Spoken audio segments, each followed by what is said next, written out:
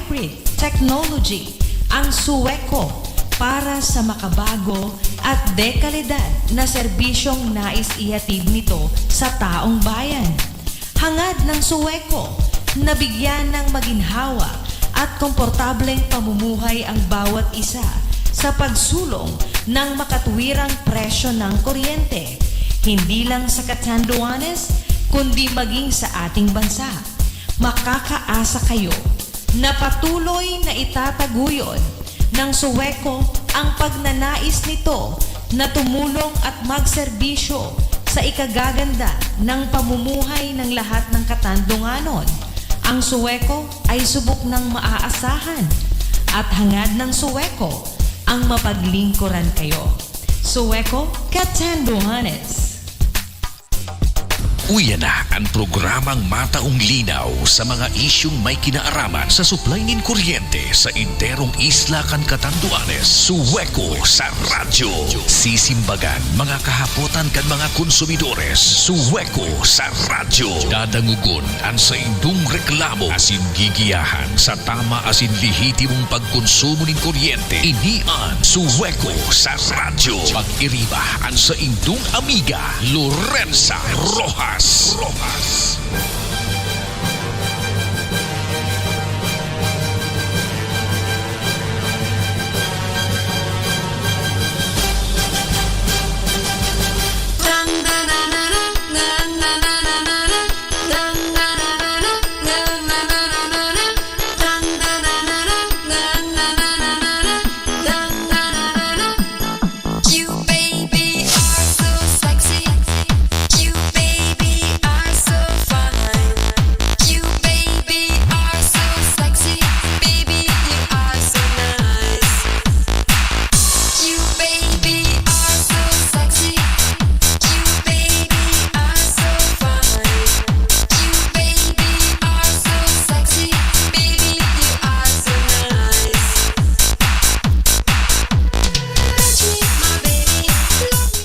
Good morning mga ka-Radio Oragon. Araw ngayon ng Thursday. Today is April 21. Ay, kumusta mga ka-Radio Oragon? Dahil April 21 na ngayon, malapit na ang election. Pero ang importante mga ka-Radio Oragon, lagi lamang tayong good vibes. Para araw-araw masaya tayo kahit medyo stressful na ang buhay natin.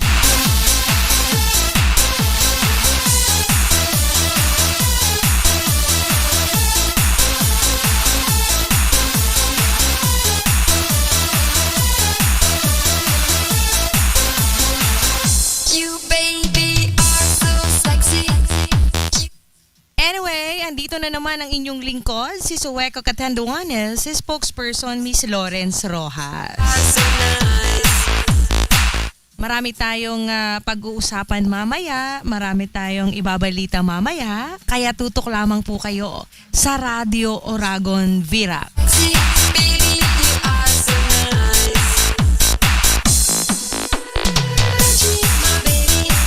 Morning sa lahat ng listener ng Radio Oragon, sa ating mga kaisla, magandang umaga.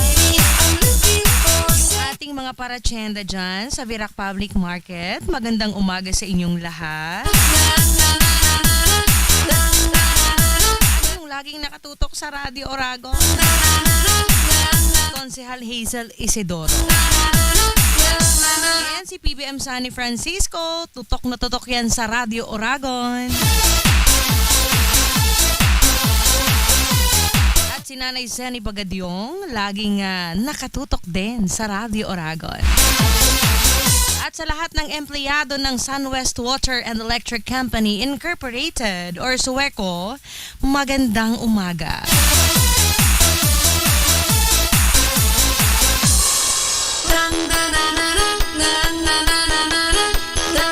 Magandang umaga din ha sa lahat ng empleyado ng LG Virac. lalong-lalo na sa ating butihing alkalde ng Virac, Mayor Sinforoso Pusoy Sarmiento. Parang kanina na-monitor ko, na-interview ng Radio Oragon itong si Mayor Sinforoso Sarmiento. Ako ay nakatutok din sa kanyang intervista.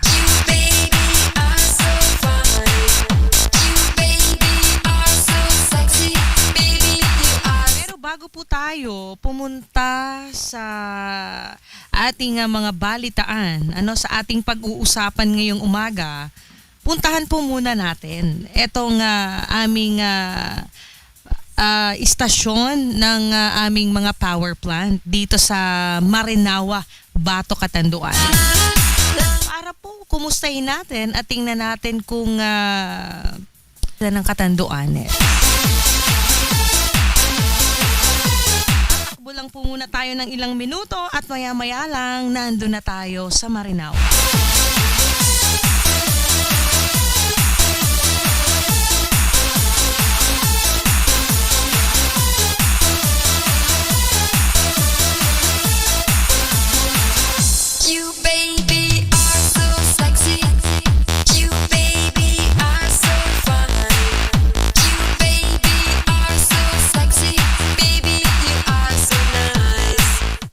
Narito na po tayo sa Marinawa, ang aming istasyon. Istasyon po ito ng aming mga planta. At meron tayong total power demand. Hindi ho ito ganon kataas sa mga oras na ito. Good morning pala kay Mr. Floro Barameda. Ang gwapo na bigutilyo pa. Ang business unit head ng Sueco Catanduanes. At nariyan din si mechanical engineer / electrical engineer Sir Dan Pilones, ang pinakagwapo sa Sueco. Meron po tayong kilowatt. Pero po mga ka-Radio Oragon, ang kayang isupply sa inyong kuryente na nanggagaling sa Sueco.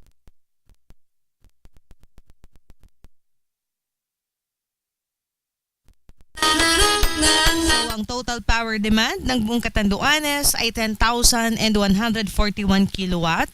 Iyan po yung kuryente na ginagamit nyo ngayong umaga, at iyan po yung kuryente kaya lang ninyong gamitin sa mga panahon na ito. Pero ang kayang isupply sa inyo na kuryente na nanggagaling sa Sueco ay umaabot sa 12,520 kilowatt.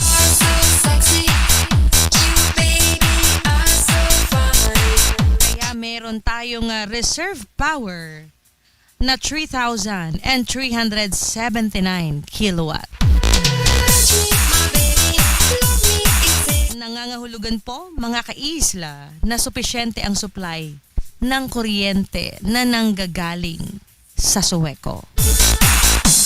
Wala po tayong problema sa supply ng kuryente. Pa rin po tayong reserve power na nanggagaling sa National Power Corporation, at iyan po ay gagamitin lamang natin for emergency purposes. Umaabot siya ng 8,500 kilowatt, kaya meron po tayong total power available sa pangkalahatan na almost to 22,120 kilowatt. At meron tayong total power reserve na 11,979 kilowatt. You baby are so sexy. You baby are so fine. You baby are so... Kanina po mga ka-Radio Oragon, nagkaroon na po ng power interruption alas 8 pa lamang ng umaga. Doon po sa mga lugar na nabanggit ko sa inyo kahapon. Di ba ho, nabanggit ko sa inyo kahapon na magkakaroon ng power interruption? Parang Lunes ko pa yata ito binanggit na magkakaroon ng power interruption. Ay, Martes. Miyerkules ba kahapon? Kahapon pala, Miyerkules. Nabanggit ko sa inyo na magkakaroon ng power interruption na ngayong Huwebes, Thursday po ito. Pero hindi ho kasama yung sentro ng Virac. May ilang mga lugar dito sa Virac na nakasama doon sa power interruption. Katulad po ng Palta Small, Palta Big, Palta Salvacion, Kabihian, Calabnigan, Santo Cristo, and Santo Domingo. At sa parte naman ng San Andres, doon po talaga may malawak na scheduled power interruption. Kasi may inaayos po itong ating First Catanduanes Electric Cooperative, ang ating distributor ng kuryente. Kahapon po na-announce ko na yan sa inyo. So, di ba sabi ko kahapon, kahit ang nakalagay sa scheduled power interruption is 8:30 ng umaga, kailangan ho mga alas 8 pa lang, naka-ready na kayo sa brownout. Naka-ready na yung inyong mga appliances na i-unplug nyo na, or bago pa man mag 8 o'clock, kung meron man kayong mga gagawin na dekuryente or gamit ay kuryente, kailangan gawin nyo na before pa mag 8 o'clock. So from 7 to 8, gagawin nyo na yung mga kailangan nyong gawin, at pag 8 o'clock, hindi natin alam, hindi natin mapredict yan, kasi kung minsan, kahit ang nakalagay sa scheduled power interruption is 8:30, 8 o'clock pa lamang, may power interruption na, nagba-brown out na. Normal po yan. So kung kahapon, in-announce ko po sa inyo na dapat 8 o'clock preparado na kayo. Tama nga po. Kasi kanina, kasama po yung aking barangay kung nasaan po ako nakatira. 2 barangay po kasi ang aking residente. Yung isang barangay ho na sakop ng brownout kanina, inabangan ko po yung oras. Iyan po ang sinasabi ko sa inyo, na before pa dapat mangyari, naka-ready na tayo. Hindi tayo magugulat at hindi tayo maiirita or maiinis kapag biglaan. So, prepare na ang ating mga sarili. Nakahanda na.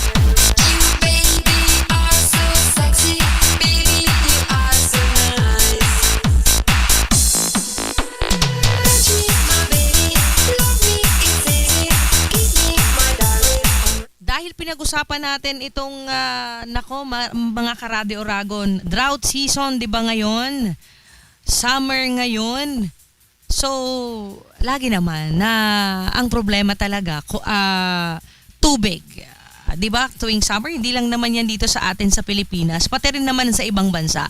Kung kayo po ay sinisipagan, pwede naman kayo magbasa sa Google at makikita ninyo kung ano-ano yung mga lugar or mga bansa na namumroblema din sila sa tubig tuwing summer season, or kahit hindi nga summer sa kanila, ang problema pa rin naman ay tubig. Pero sa atin dito, merong naimbento na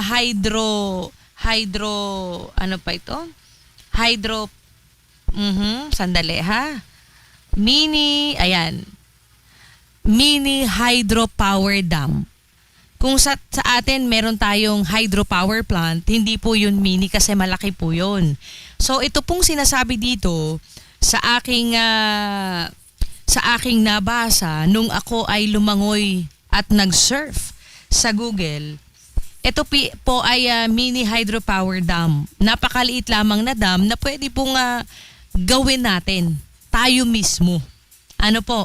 Or kung sa pamilya natin, din natin itong gawin din. Pero tingnan natin kung effective ito, naging effective ito sa ibang bansa or sa ibang lugar. Kasi dito sa Pilipinas,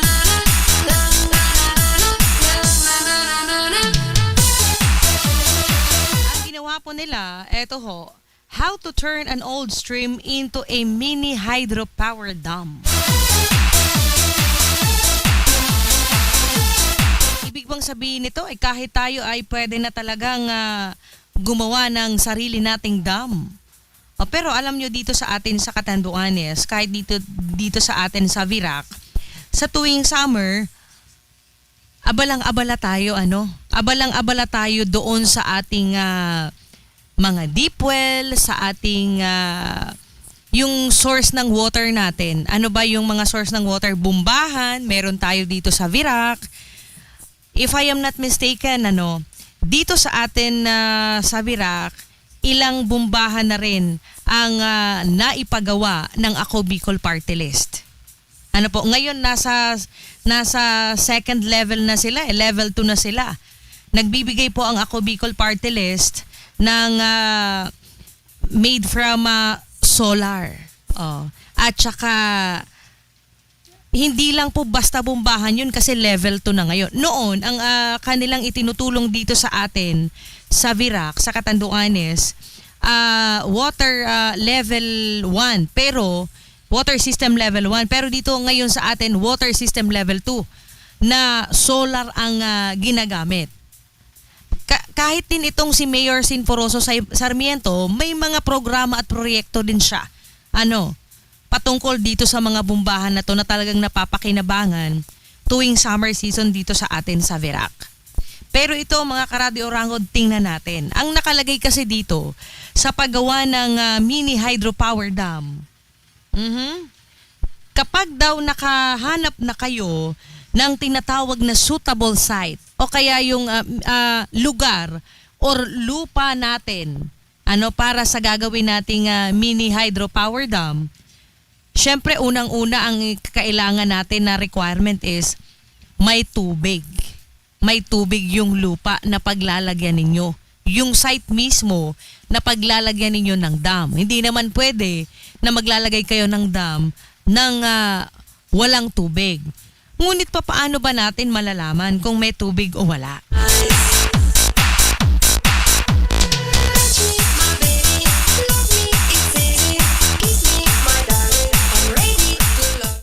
Alam nyo mga ka-Radio Oragon, noon ang ginagawa nagbabaon 'di ba ng halo sa ilang tubo, parang manual lamang ang ginagawa para ma-detect lang kung meron ba talagang tubig ang lugar ninyo or wala.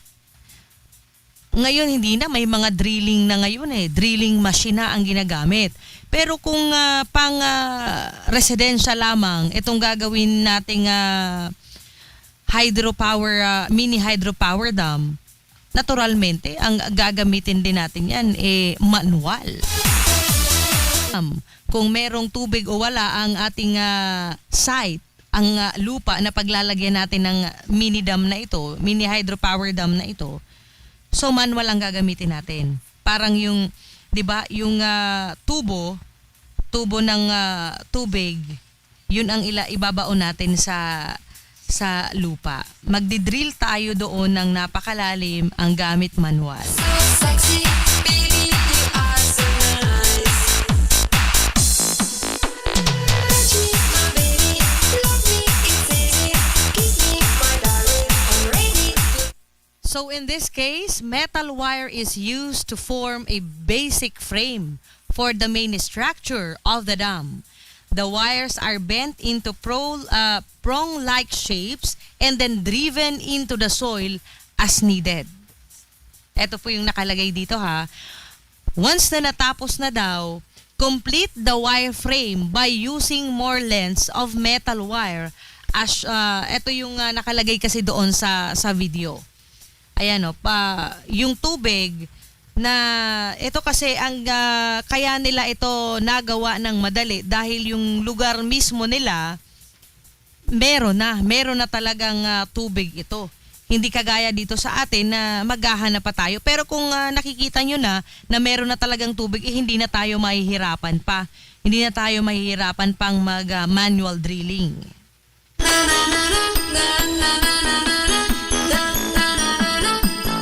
You, baby, are so sexy. You are aiming to build a mesh-like structure for the skeleton of the dam's main structure. Once the frame is complete, grab some scrap metal or plastic sheets and clad the metal frame to make some shuttering ready for the cement. Kailangan pa pala sesementohan ninyo. Gagamitan nyo ito ng alambre. Kapag ito na, pinormahan na ninyo, parang gagawa ninyo ng screen, yung mismong lupa na may tubig. Nakalagay kasi dito mga karadyo Oragon, may tubig na talaga mismo. I'm looking for sexy love. Reinforce the shattering as needed using wooden or metal piles as required.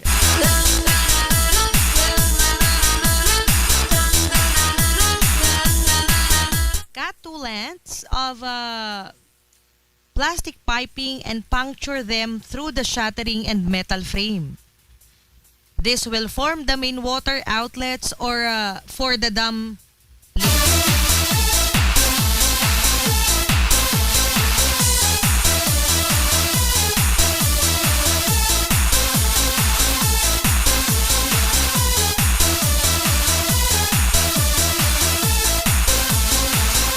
You baby are so sexy. Ayan na. At grab your cement mix and prepare it as required. When ready, pour the cement mix between the shattering to encapsulate the metal frame completely. Hindi naman pala ganun kahirap mga karadyo Oragon at kayang-kaya talaga natin. Ano pa? Gently clap the shattering on occasion to make the cement settle and remove large gaps on air bubbles. Add more cement around the shattering and sides of the dam as needed to ensure the structure completely closes off the trench or stream.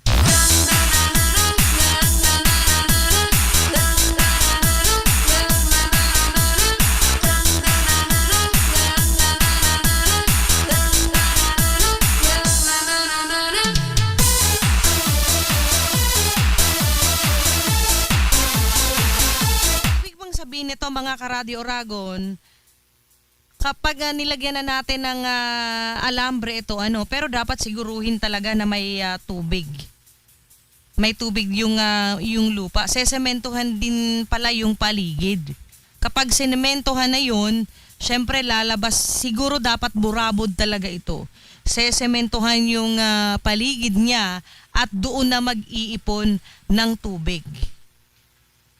Pag naipon na yung tubig doon sa senemento na yon na para na siyang water dam, depende po yan kung gaano kalaki, kung gaano kalawak, kung gaano kataas yung gagawin yung parang dam ng tubig. So dapat marami talagang tubig. Kung sa Bicol, dapat may burabod yung lugar kung saan nyo lalagyan ng dam para yung pag-ipunan ng tubig. Touch me, my baby, love me, it's easy. Kiss me, my darling, I'm ready to love you. Touch me, my baby, I'm looking for sexy love.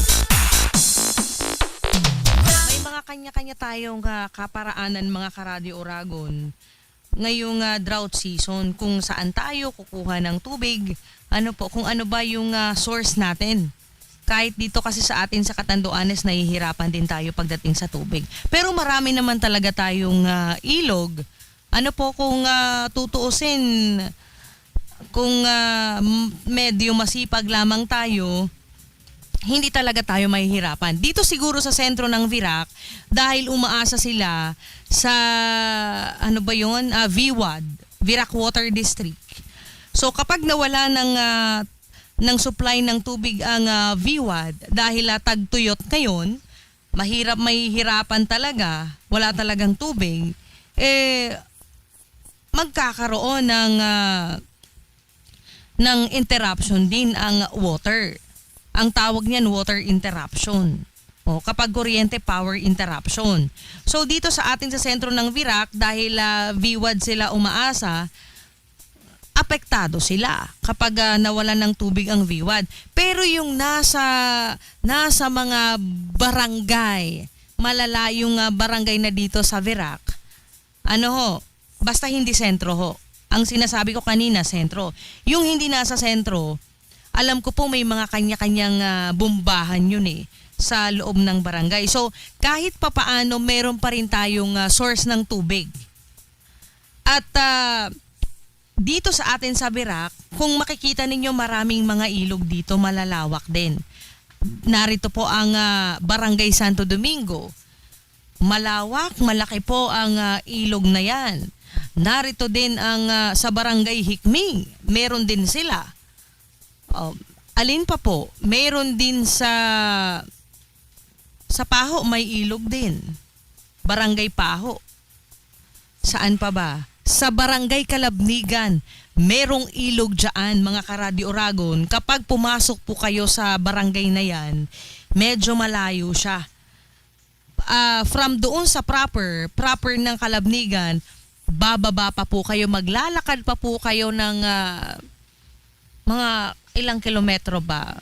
1 kilometro na, aabot ba ng 1 kilometro or half kilometer lang? Bago nyo po marating yung ilog. Pero napakalinis po ng ilog doon. At malawak po ang ilog doon. So ang ibig sabihin yan, dito sa atin sa Virac, at least meron pa tayong mapagkukuhanan ng tubig. Dito rin ho sa barangay ng Danicop. Alam nyo po yung maliit dyan na, anong tawag dyan? Pwede bang tawagin niya na lawa? Kasi ang tawag dyan, sapa. Sapa pala.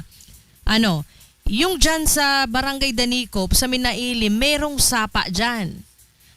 Tuwing summer season, marami po ang naglalaba dyan.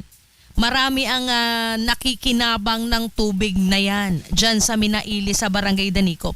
Isa na pong source yan ng tubig natin na at least pwede tayong makapaglaba or pwede nating makuhanan niya ng panghugas ng ating mga pinggan o household na mga kagamitan. At dyan, pwede rin tayong maligo. Ganon din sa ibang mga ilog dito sa atin sa Virac. Virac area lamang po ang pinag-uusapan natin So, ibig sabihin yan, malaki pa rin ang ating ipagpasalamat dahil meron tayong sources ng tubig. Hindi kagaya sa ibang lugar na halos wala na. Kahit dito sa Catanduanes, pag nilibot nyo itong Catanduanes, marami kayong matatagpuan na mga falls, marami kayong matatagpuan na rivers. Source yun, water source natin yun. So sa kada barangay natin dito sa Catanduanes, may makikita rin kayo dyan na mga bumbahan or deep well. Depende po yan sa mga residente kung ano ang nakayanan nila. Mabuti na lamang po at meron ng proyekto niyan, programa niyan dito sa atin, sa Virac, si Mayor Sinforoso Sarmiento, na talagang ibinigay niya sa atin sa kada barangay. Dahil alam po ng ating alkalde na ang problema natin tuwing summer season ay tubig. Mabuti na lamang po at hindi tayo nagkakaproblema sa supply ng kuryente. Gusto ko pong ipaalam sa inyo na sa tuwing nagkakaroon ng power interruption, ang sasabihin nyo, kulang ang supply ng kuryente. Nagkakamali ho kayo na misinterpret po ninyo kasi siguro yung iba sa atin hindi talaga nila maintindihan. Kasi ang pagkakaakala nila kapag nagkaroon ng power interruption, nag-brown out, tapos ang dahilan, distribution line or linya, ang sasabihin nila, kulang ang supply ng kuryente. Ganito po yun mga ka-Radio Oragon. Kapag sinabi po na supply ng kuryente, ang ibig sabihin po niyan, kami pong taga-Sueco, eto pong Sueco na supplier ng kuryente, sila po ang may kulang na supply. Pero kung makikita ninyo sa aming monitor, kahit noon pa man, hindi po kami nagkukulang ng supply ng kuryente. Nasanay lang po kayo na kapag nag-brown out, ang sasabihin nyo, kulang ang supply ng kuryente.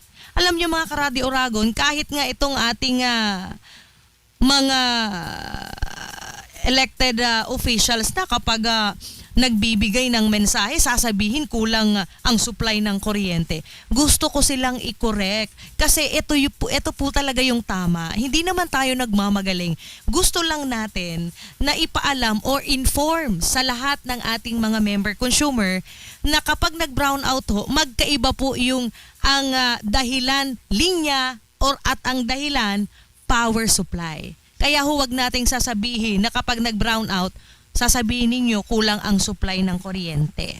Baby, you Alam niyo po ba kung bakit? Dahil kapag ang naging dahilan po ng brownout ay supply ng kuryente, ibig sabihin po niyan, yung aming makina, yung aming hydropower plant, yun po ang nagkaaberya. Yun po ang nasira. Kaya hindi ho kami nakapag-supply sa inyo ng sapat. Kaya ho mali kayo. Kapag nag-brown out na ang dahilan distribution line, kapag nagkaroon ng scheduled power interruption at sinabi ng PhilCelco, sinabi sa kanilang power advisory na ito yung gagawin nila, kailangan nilang ayusin yung linya na ito, kailangan na magpalit ng insulator. Ano po, ang ibig sabihin po niyan, nag-brown out dahil ang problema ay linya or tinatawag na distribution line. Pero kapag nag-brown out at sinabi sa power advisory na nasira yung, for example, yung 4 na makina namin, kaya nagkulang ng supply ng kuryente, ang ibig sabihin po niyan, ang dahilan ng power interruption ay supply ng kuryente. Klarado na po ba sa inyo yan? So ngayon, dahil sa ating mga power interruption na nagaganap dito sa Catanduanes, hindi ho power supply ang problema. Nami-misinterpret lang po ninyo dahil misinformed din kayo. Yung iba sa atin. Yung iba alam nila yan. Ano ho? Tulad ngayon, may scheduled power interruption kasi may kailangang ayusin sa linya doon sa banda sa San Andres. Cut out. Ano po? So, ibig sabihin yan, linya po. Hindi po yan ibig sabihin kulang ang supply ng kuryente. Kasi kapag sinabi ninyong supply, ang problema niyan, yung nagsusupply. Sa tuwing may power interruption tayo, ang nakalagay naman sa scheduled power interruption naman ng PhilCelco na may kailangan silang ayusin sa kanilang linya. Kaya ho magba-brown out.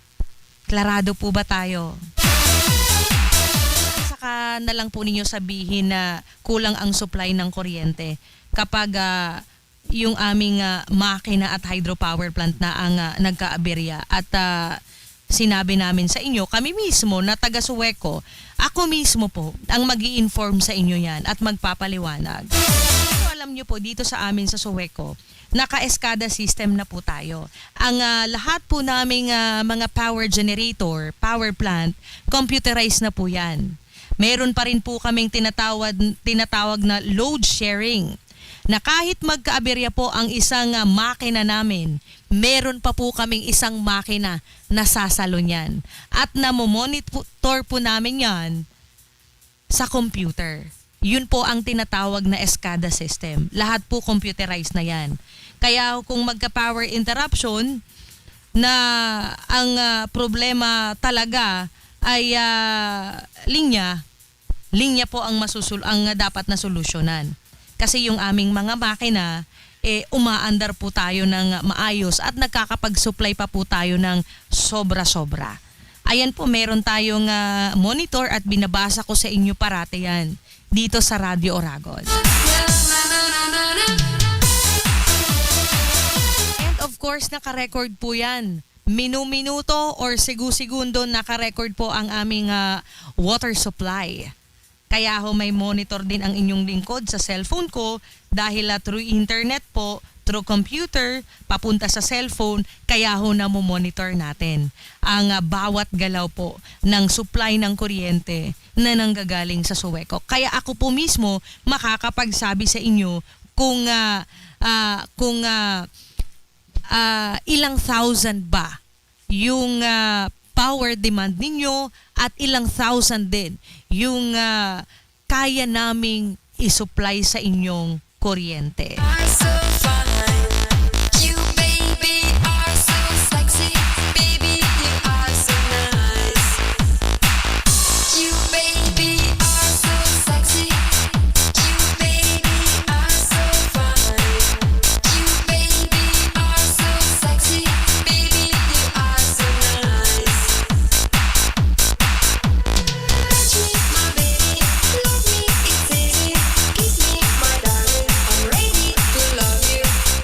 Bago po tayo pumunta sa ibang balita mga ka-Radio Oragon,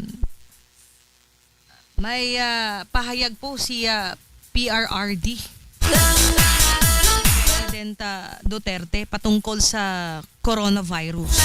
Unahin po natin ito dahil importante ito. Ngayon po ay napakaluwag natin dito sa Catanduanes, level 1, alert level 1 na lamang tayo dito. At isa lang naman ang naging positibo sa coronavirus. Nung nakaraang linggo pa yun, mga ka-Radio Oragon. Ibig sabihin parang malabo na ba na mag-spike dito sa atin, sa Catanduanes, mag-spike ang COVID-19? Baby. Dahil nasa mababa na tayo, nag-alert level 0 na nga tayo kahit nakarating tayo sa alert level 4 nung mga nakaraang buwan. Baby, you are so nice. Ang sabi po ni PRRD, maaaring makapasok ang bagong COVID-19 variant sa bansa. You, baby, are so sexy. Baby, you Ngayon pa lang po ay pinapauna na ni Pangulong Rodrigo Duterte ang posibilidad na mapasok ng bagong variant ng COVID-19 ang bansa. Sinabi ng Pangulo, kailangang maging conscious ang lahat para sa nasabing posibilidad, lalo na't nangyayari na ding mapasok ng Omicron XE variant ang ibang mga bansa. Ilan na dito ayon sa Pangulo ang Japan at China na sa kasalukuyan ay nakararanas ng resurgence na tila hindi kapani-paniwala na lalot na't sila ang mga una pang nagkaroon ng bakuna. Magagawaan niya ngayon, sabi ng Chief Executive, ay magbantay upang mapigilan ang resurgence sa gitna ng naturang banta. Paalala ng Pangulo, hindi paligtas ang Pilipinas sa panganib ng COVID-19 na ang ginagawa ay naghahasik ng lagim sa pamamagitan ng iba't ibang variant.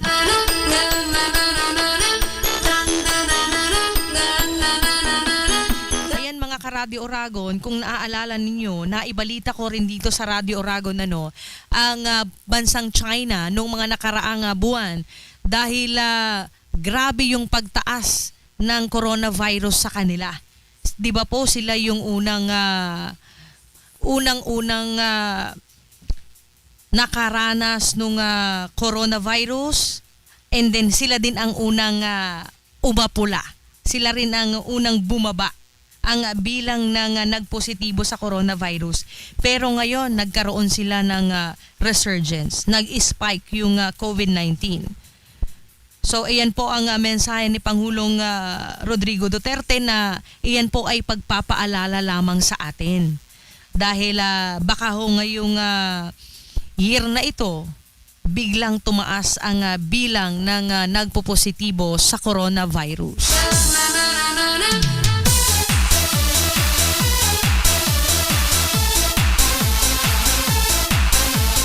Ngayon pa naman mga ka-Radio Oragon, nagsimula na ang face-to-face classes dito sa atin sa Catanduanes. May mga elementary school na dito na nagbukas na noong Lunes sa face-to-face classes. Ayan po ang medyo mahirap na tayo'y matamaan na naman ng ibang variant ng COVID-19 na yan. Ano ho, ibig sabihin yan? Naturalmente, kapag tayo'y natamaan yan, yung face-to-face classes ipapatigil na naman yan. Sigurado yan mga ka-Radio Oragon. Dahil hindi pwede ho na ang sitwasyon natin magaya noon tapos meron pa ring face-to-face classes. Ipapastop yan. Ito na nga si Pangulong Duterte. Ayan na siya. Nagpapaalala na sa atin. Kaya mag-ingat pa rin po tayo at sumunod tayo sa tamang health protocols.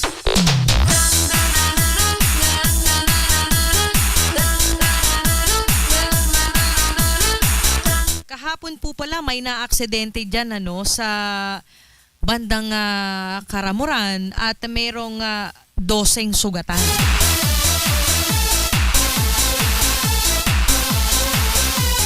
Nasugatan ang 12 katao matapos na maaksidente ang sinasakyan nitong six-wheeler boom truck bandang alas 9:40 ng umaga, ika-20 ng Abril, taong kasalukuyan sa bayan ng Karamuran.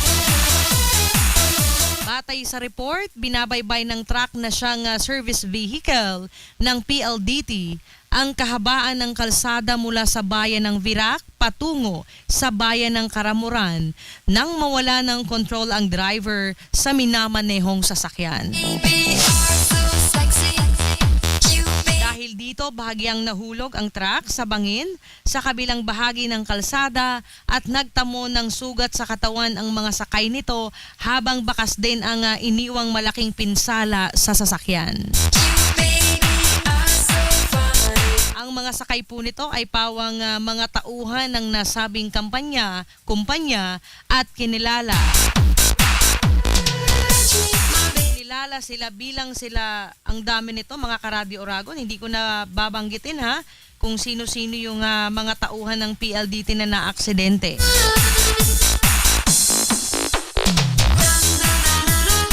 Ayon po sa investigador ng Karamuran Police, medyo matarik at pakurba ang pababang daan ng Barangay Salvacion, Karamuran, kung saan nangyari ang insidente. Agad namang naisugod sa ospital ang mga sakay nito, kabilang ang driver na pawang sugatan. Ang ilan sa kanila ay nakauwi din agad matapos na magamot. At ang driver nito ay kinilala bilang si Marvin Manlangit Bergonio, 29 years old, binata at residente din ng Barangay Manambrag, San Andres, ay kusang loob na sumuko sa himpilan ng pulisya. Ang balitang po ito ay galing sa Catanduanes Provincial Office. So sexy, baby. Catanduanes Police Provincial Office. You baby are so sexy. You baby are so fine. Ingat-ingat po tayo sa pagmamaneho, mga kaisla. Lalo na ho dyan sa papuntang Karamuran, talagang mga matarik po ang daan dyan. Paakyat ng Karamuran, papunta po sa Pandan. Diyan po sa mga area na yan, napakatarig po ng lugar na yan kasi bundok na po yan eh. Bundok yan na ginawa ng daan. Ano po, kaya ho tayong mga driver, wag tayong magmaneho din ng inaantok pa tayo, ipagbawal din natin yung paggagamit ng cellphone. Sa lahat po yan ng driver. Kahit to hindi doon dumadaan sa Karamuran, kahit dito din sa atin. Papunta sa Bato, San Miguel, Gigmoto, pataas na. Wag po tayo magdadrive kung inaantok tayo at wag rin tayo magdadrive habang nagse-cellphone tayo dahil iyan po ay ipinagbabawal. Dito sa atin sa Virac ako nagmamaneho din pero minsan naiinis ako dahil meron akong nakikitang mga motorista habang nakamotor, nagdadrive. Habang naka-tricycle, nagdadrive sa tricycle, sa cellphone. Habang nakamotor pala, nagdadrive ng naka-cellphone. Gusto ko lang iklaro. Nako, bawal po yan. Kung gusto po ninyong makipag-usap sa telepono, makipag-text or chat na yan, huminto po muna kayo sa gilid. 'Di ba yung safe naman na pag-stop, na paghinto, doon po kayo makipag-usap at makipag-chat. Huwag po yung habang kayo ay nagmumotor or nagta-tricycle, gumagamit kayo ng cellphone. Habang kayo ay nagmamaneho ng inyong sasakyan, auto man yan, auto man yan, or truck, kahit ano pa. Para makaiwas ho tayo sa aksidente. Mabuti kung wala tayong madadamay na iba. Karamihan may nadadamay. So, ingat-ingat po tayo sa kalsada.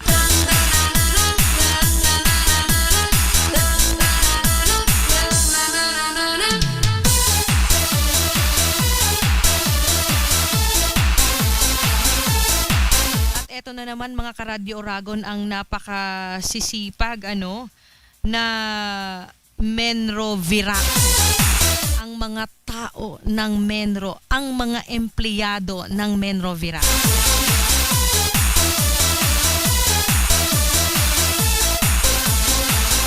You baby. Yung mga mga dike.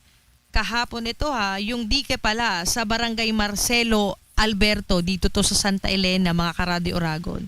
Nilinisan naman ng ating mga masisipag na Menro Warrior, Menro Virac. Siyempre, sa pamumuno ito ni Mayor Sinforoso Sarmiento.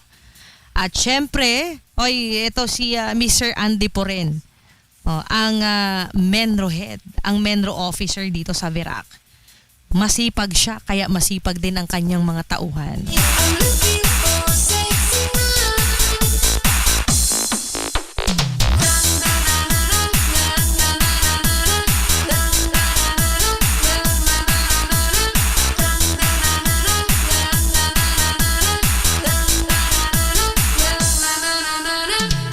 Ito pala mga ka-Radio Oragon, reminder lamang natin ngayon pong month na ito, kung na-observe ninyo, marami po ang meron sa ating nag-harvest ng kanilang mga palay. Ano po? So nakikita po natin sa ating kalsada na merong ilan sa ating mga kababayan, mga kabarangay, mga kalugar na nagbibilad ho ng palay sa mismong kalsada. Alam niyo po mga ka-Radio Oragon, yan po ay bawal na bawal at ipinagbabawal ng batas. Na yung ating mga main road, primary road, wag po nating wag po nating pagbibiladan. Wag tayong magbilad ng palay sa mismong kalsada. Lalong-lalo na sa mga primary road, mga ka-isla. Ipinagbabawal po yan. Baka hindi alam ng ating mga kababayan dito sa Virac, hindi natin alam na kaya ipinagbabawal yan dahil nasa batas po yan. Batas po ang nagbabawal dyan para daw makaiwas sa aksidente. Sa aksidente ng mga motorista. Kaya wag po nating pagbibiladan dyan ng palay. Pumunta po tayo doon sa lugar o maghanap tayo ng lugar kung saan tayo makakabilad basta po hindi sa kalsada. Kasi kapag biniladan mo diyan, gitna ng kalsada ang binibiladan nyo niya ng palay. Marami po akong nakikita niyan. Bawal na bawal po yan. I'm sorry to tell you. Pero gusto ko lang po kayong i-inform na bawal po magbilad ng palay sa kalsada. Dahil iyan po ay ipinagbabawal ng Presidential Decree number 17 or Philippine Highway Act of 1953. Matagal na po yan, 1953 pa pinagbawal na. Hanggang ngayon po. You baby are so sexy, baby you are so nice. So nakasaad po sa Presidential Decree number 17 na yan, na bawal po talaga ang magbilad ng palay sa kalsada. I'm looking for sexy. Para po makaiwas sa aksidente ng ating mga motorista. Isa pa po yan na kailangan nating laging ipaalala, lalo na ngayon na season talaga ngayon ng harvest ng ng mga palay.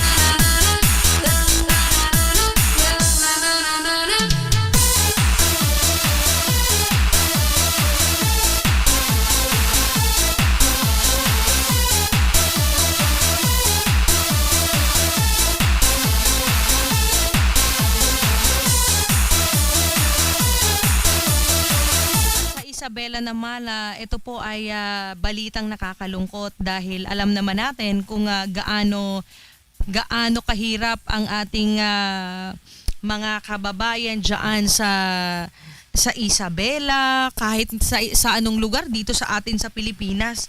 Lahat naman po nakakaranas ng paghihirap dahil nga po sa pandemic.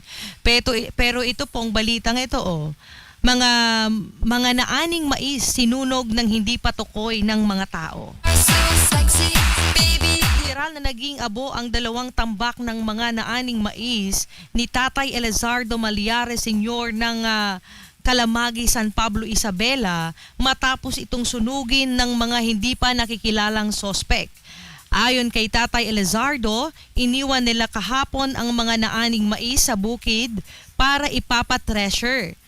Ngaya sana ngayong araw, subalit laking gulat niya nang madatnan niyang halos abo na ang lahat ng kanyang pinaghirapan sa loob ng ilang buwan. Panlulumo ang nararamdaman ngayon ni Tatay Elizardo dahil hindi niya lubos maisip kung paano makakabangon muli sa sobrang mahal ng mga nagastos niya mula sa pagpapatraktor ng lupa, pagbili ng binhi at abono hanggang sa pagbayad ng mga taong nagtanim at nag-harvest sa kanyang mga mais.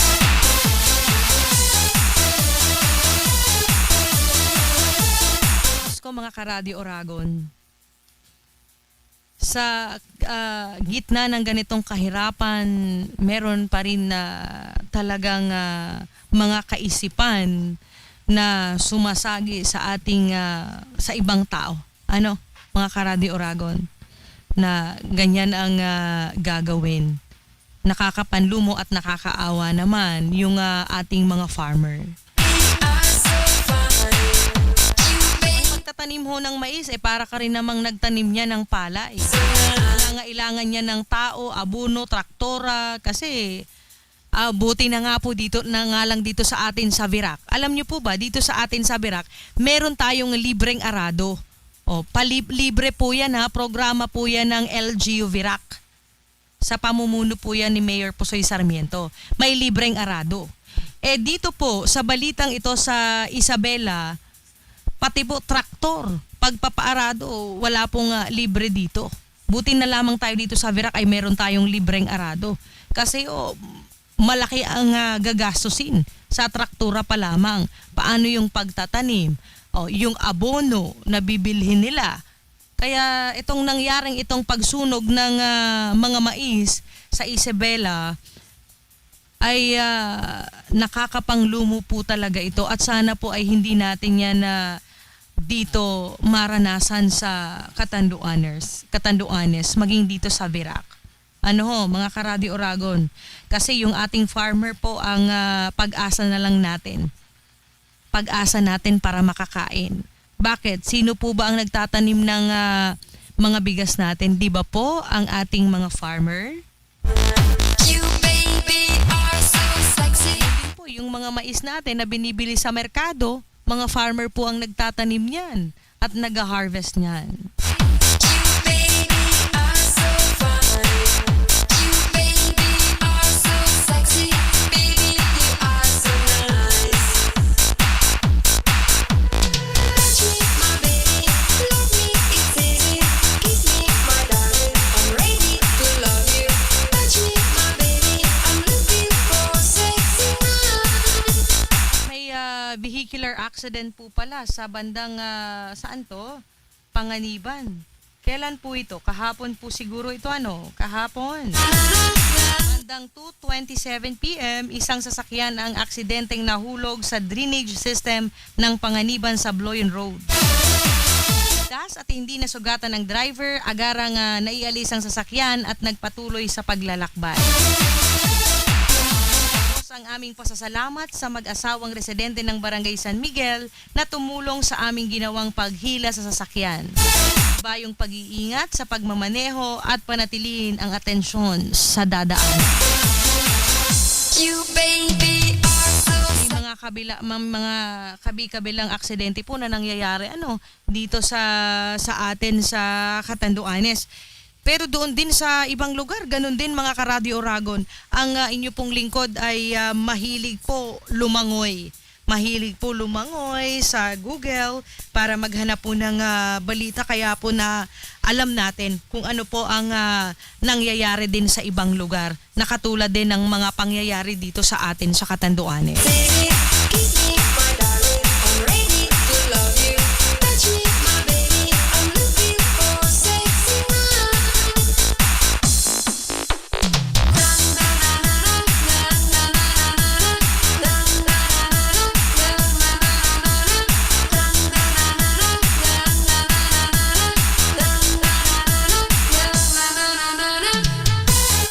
Anyway, mga Radio Oragon, bukas po pag-usapan natin yung itong paano ba tayo maging environment friendly, plastic free. Kasi kulang na ang ating oras at ilang segundo na lamang tayo at magpapaalam na. So bukas po ito pag-uusapan natin ito kung paano tayo maging environment friendly, plastics free. At sa mga susunod, ang pag-usapan natin iyang mga tarpaulin ng mga kandidato. Yung mga tarpaulin nila kung saan na yan ilalagay pagkatapos ng eleksyon. Maglilinis dyan, di ba? Lilinisin yan ng DPWH, tatanggalin. Sa ano nang mangyayari? Saan natin itatapon yan? Parang yung ating mga face mask and face shield. Paano ba? Ano ba ang gagawin? Pwede bang i-recycle yan? Iyan po ang pag-uusapan natin. Next week mga ka-Radio Oragon. Kasi bukas ang pag-uusapan natin kung paano tayo maging environmental friendly at plastic free. Ano po? Hindi natin alam inom lang tayo ng bottled water or kung ano-ano pang mga inumin dyan na ang gamit ay plastic. Pero naiisip ba rin po natin kung saan yan itatapon or bahala na yung basurero kung saan nila yan itatapon. Baka after 40 years or 50 years, wala na tayo dito sa mundong ito. Siyempre, ang matitira dito yung ating mga anak or mga apo. Ang mundo natin mapuno na ng basura. Paano na sila?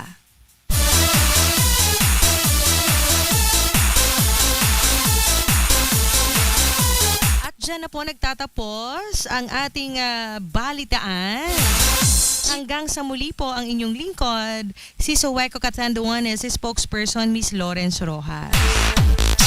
Bato-bato sa langit, ang tamaan ay huwag magalit, ang pikon po ay laging may tinatago yan. In the service of Catanduanon, Diyos lamang po ang aking kalakasan. God bless Catanduanes and keep safe everyone. We are so sexy.